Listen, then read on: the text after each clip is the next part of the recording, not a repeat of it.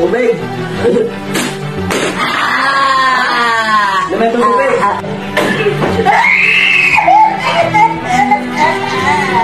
Ayaw tumigil sala! Matagal na! Matagal na! Ako galit! Ako galit ako! Aray ko! Sino po na ulit? Ano ba? Sumagot ka! Yun, isang mapagpalang tanghali sa lahat mga idol. May pantuktok na naman tayo sa ulo ng ng mga basher. So ito yung sa Tirikan ng Kandila na Antigona. Ito ay from Bukidnon. So doon pa tayo nag-order ng mga antique. So lagayan ng kandila. Ayan may halatang nagamit pa dahil may kandila pa talaga. So ito ay mga gamit sa simbahan. Ito naman, lagayan din to ng tubig. O, kaalis din to bro, Yung kulay na to. Kaalis So, ayun. Ito naman, lagayan din ng kandila mga idol. So, ginagamit siya sa simbahan talaga. Ito naman yung lagayan ng ostya.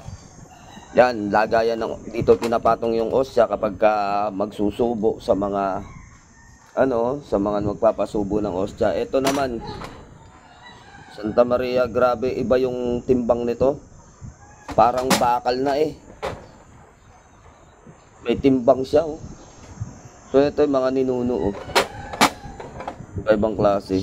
Lalo na to bro, hawakan mo. Iba yung timbang niya. Grabe ka solid mga idol. Ito ang pinakamatimbang. Oo, yan sa lahat, sa tatlo. Ito yung pangalawa.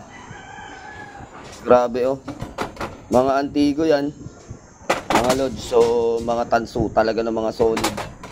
Ito siguro hindi ko naman napakaliit pero pulang-pulang kalahati siguro to. May lampas ko. Parang mag-iisang kilo. Ang timbang. So hindi kasi namin sinasabing mga lods mabigat kasi hindi po ganoon. Hindi tama na ginaganon pag gagamitin sa hanap buhay.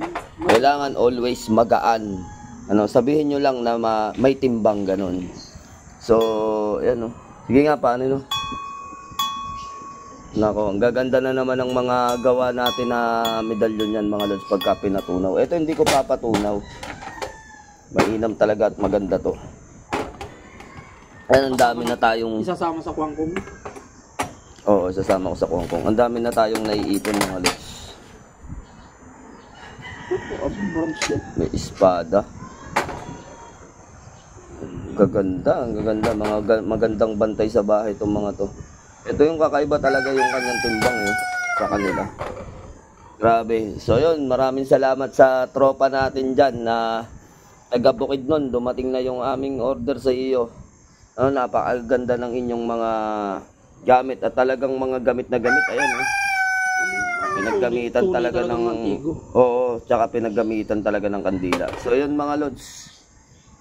Meron na tayong gagamitin na pangsangkap sa ating mga kalis. So yan, ginagamit talaga sa simbahan. Kita nyo naman. May talagang tunaw pa ng kandila. Ito, lagayan ng lagayan ng holy water to. Pambasbas? Pambasbas. Mga pangwisik siguro. So ito, pagka ito nagawa, ang bala ko dito, solo lang to. Ipapagawa ko ng puti. Puti lalabas nito sa medalyon. Gandang kalis. Bubukod mo, Oo, pang sarili. So, ayan mga lods, ayan yung ating dumating from Bukidnon na pangsangkapan. Mapagpalang tanghali sa lahat. God bless you more mga idol.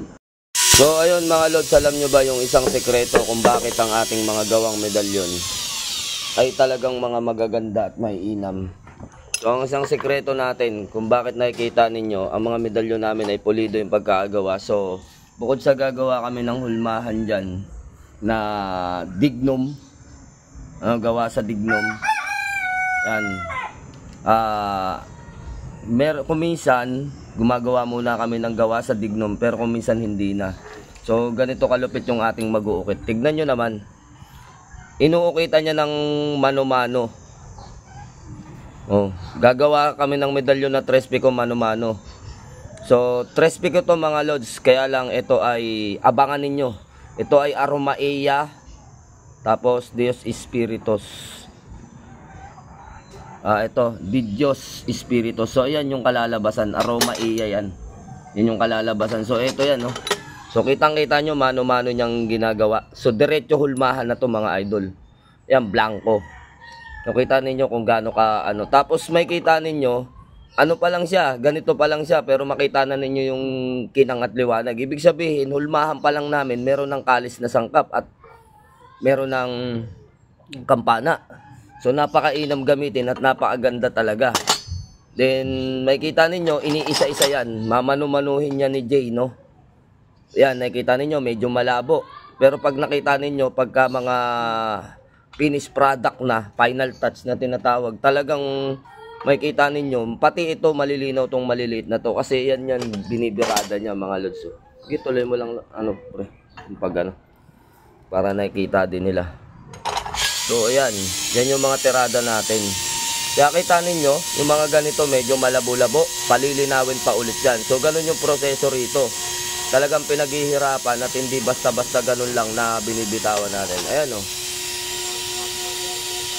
Kung nakikita ninyo, talagang kinakalkal o iniisa-isa bawat himaymay, bawat letra, bawat detalye.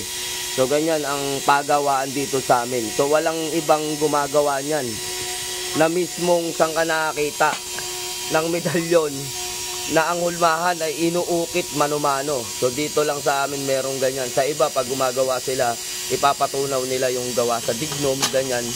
So ito, may mga ganito, yan o, mga kulang-kulang na ganyan. Kukumpletohin namin dito yan hanggang sa siya ay mabuo at maging makatotohanan na. So, yun lang mga idol, ano. Ganito yung klase ng proseso dito. Masilan, hindi basta-basta gawa lang. Kumbaga, talagang sinasamahan ng puso sa bawat gawa para ang mga medalyon natin ay gumana at may bisa. So, yun lang, mapagpalang hapon.